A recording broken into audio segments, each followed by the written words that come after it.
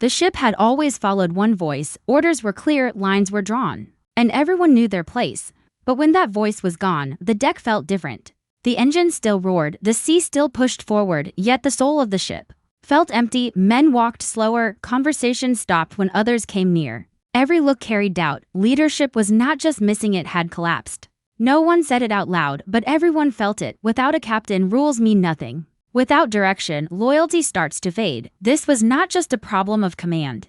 It was a fight for survival. In the quiet moments, fear grew stronger. Crew members began asking questions they never dared to ask before. Who is in charge now? Who makes the calls? Who protects us if things go wrong? The absence of answers made even the strongest men uneasy. Some stayed loyal to the old ways, hoping the past could still guide them. Others saw opportunity. When power disappears, it does not vanish, it waits for someone brave or dangerous enough to grab it. This was the start of the power vacuum. Decisions were delayed. Small problems became big because no one wanted responsibility. Every delay cost time, money, and trust. The ship was moving, but it was drifting. And drifting always leads to disaster. The crew understood one thing clearly now: this was not about respect anymore, it was about control. Someone had to rise, or everything they built would fall apart. As the days passed, tension replaced routine. The ship became a place of watching and waiting. People listened more than they spoke. Every move was measured. Every silence felt heavy. When leadership breaks, people do not panic right away. First,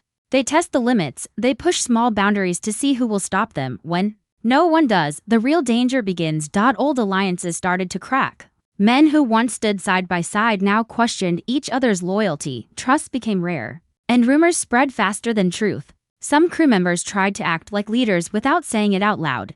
They gave advice, offered direction, and stepped into moments where authority was missing. But leadership is not claimed by words alone. It is proven by action, and most were not ready for that weight. The ship felt like a ticking clock. Everyone knew a breaking point was coming. Either someone would step forward with strength, or chaos would take over. The crew could feel it in their bones. The sea does not wait for decisions, neither does power, and when the moment arrives, it chooses its owner without mercy. Fear does something strange to people. Some freeze, some hide, and some reveal who they truly are. As pressure grew, true character began to show. A few men cracked under the weight of uncertainty. Their confidence faded, their voices shook. Others stayed calm, watching everything unfold with quiet focus. They understood that leadership is not loud, it is steady. Small crises began to test the ship. Supplies went missing, orders were ignored, arguments turned into fights. Each problem demanded action, not excuses, and in those moments, the crew noticed who stepped in without being asked,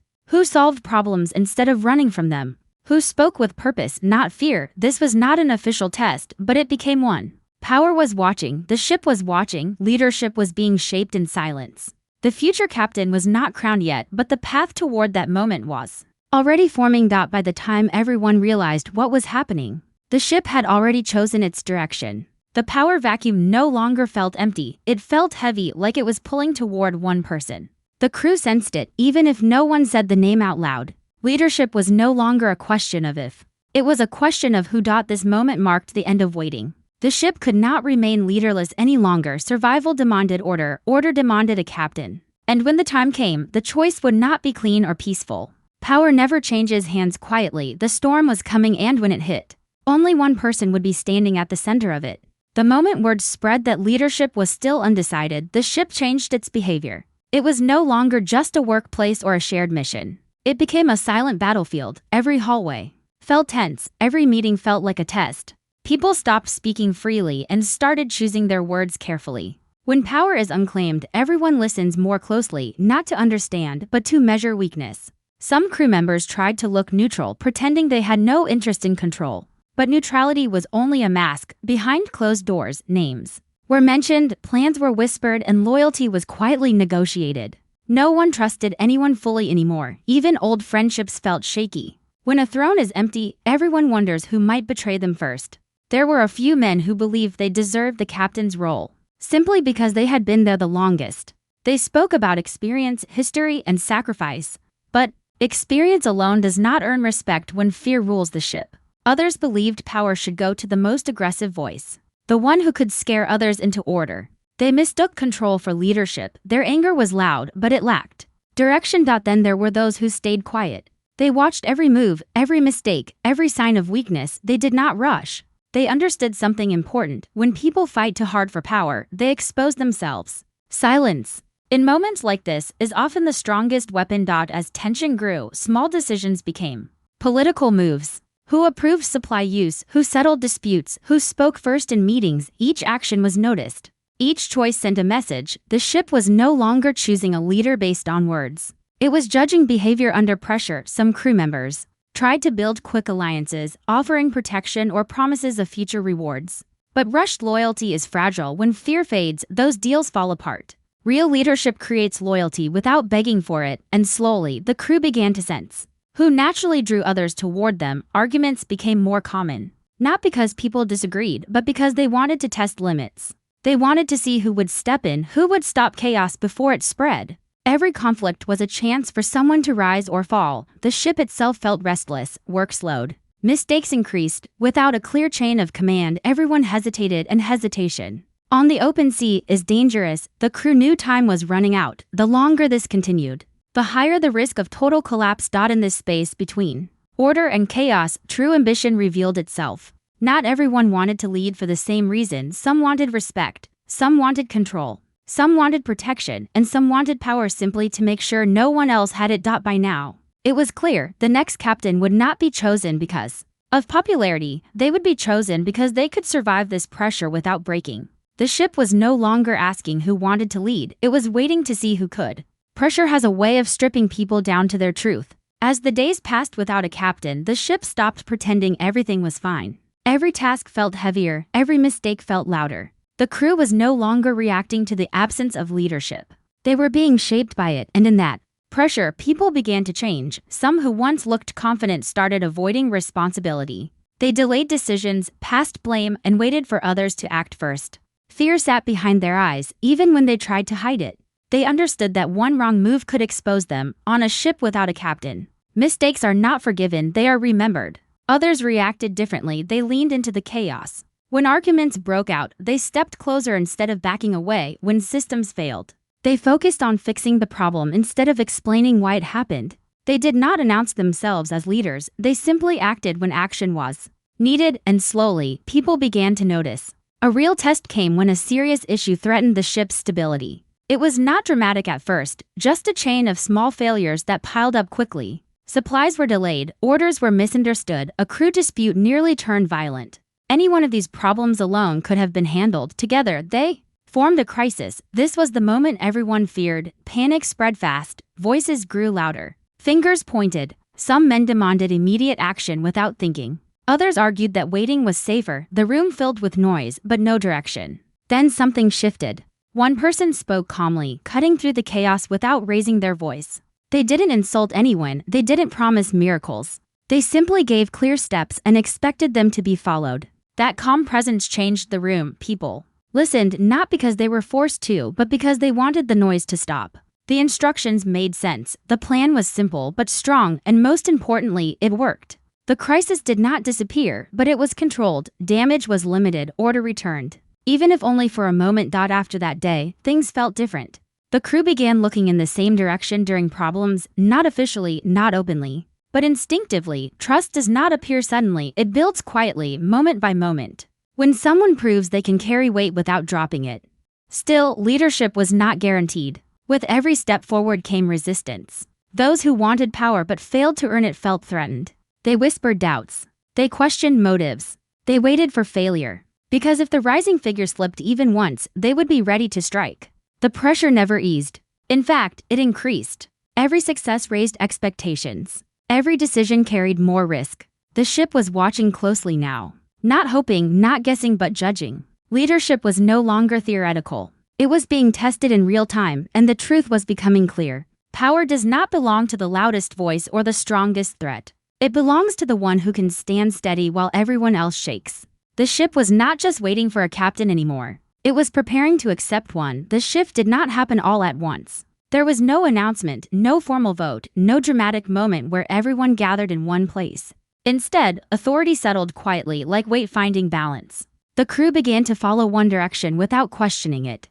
Decisions stopped being debated endlessly. Tasks were completed faster. Confusion faded. Even those who resisted at first could feel it. The ship was no longer drifting when the final decision came. It felt less like a surprise and more like confirmation. The people who mattered already knew. They had seen the signs long before the words were spoken. Leadership had revealed itself through action, not promises. Through calm judgment, not fear. The title of captain was simply catching up to reality. Reactions spread quickly across the ship. Some felt relief.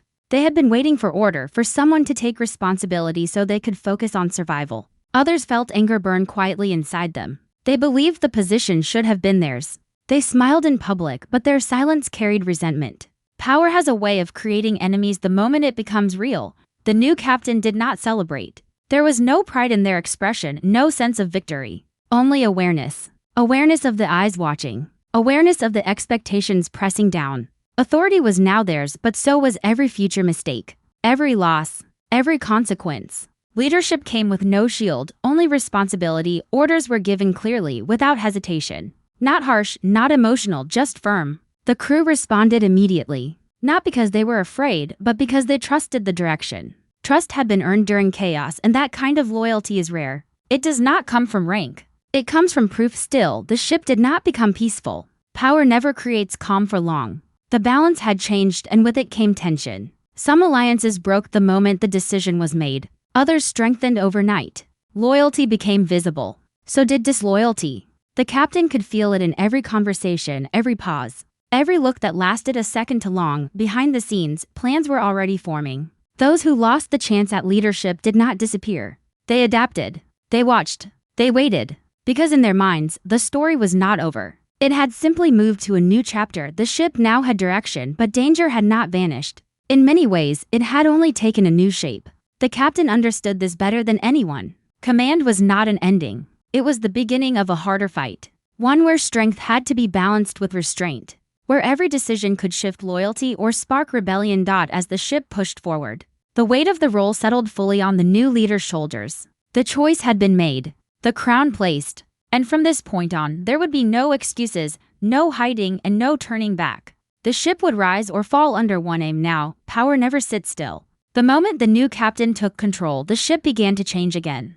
Not on the surface, where routines looked stronger and order seemed restored, but underneath, where tension quietly grew. Leadership had brought direction, but it had also drawn lines. And not everyone stood on the same side of them. Some crew members adjusted quickly. They accepted the new chain of command and focused on their work. For them, stability mattered more than pride. But others struggled. They felt overlooked, replaced, or defeated. They followed orders, yet their loyalty felt thin, like a rope ready to snap under pressure. The captain could sense it. Respect can be seen. Doubt can be felt. Every decision now carried weight. Small choices sent big messages. Who was trusted? Who was watched? Who was kept close? The captain learned fast that leadership is not just about giving orders. It is about reading the room, understanding silence, and knowing when to act and when to wait. A single mistake could turn calm into chaos again. Whispers returned. Softer than before, but more dangerous. Not open rebellion, not yet. Just questions planted carefully in the minds of others. Was the captain really the right choice? Could they handle what was coming next? Doubt spreads quietly, especially among those who feel they lost something when power changed hands. The captain did not respond with force. Strength was shown through control. Problems were addressed directly. Boundaries were made clear. Loyalty was rewarded, not demanded. Over time, the crew began to understand that this leadership was different. It was not driven by fear or ego. It was built on responsibility. Still, danger remained close. The sea ahead was uncertain. New challenges waited beyond the horizon. Enemies outside the ship were watching closely, sensing the shift in command. A new captain meant new strategies, new risks, and new opportunities to attack. Leadership changes always attract attention. At night, when the ship was quiet, the weight of command felt heaviest. There was no one else to blame now. Every failure would belong to the captain. Every loss would be personal. Power brought isolation. The higher the position, the fewer people you can trust completely, but the captain stayed ready. They understood one truth better than anyone else on board. Leadership is not about comfort. It is about endurance. The role was never meant to be easy. It was meant to be carried. As the ship moved forward, one thing became clear. This was not the end of the story. It was the beginning of a harder journey. A journey where loyalty would be tested, enemies would rise, and power would be challenged again. The captain had been chosen. Now they would have to prove, every single day, that the ship made the right decision.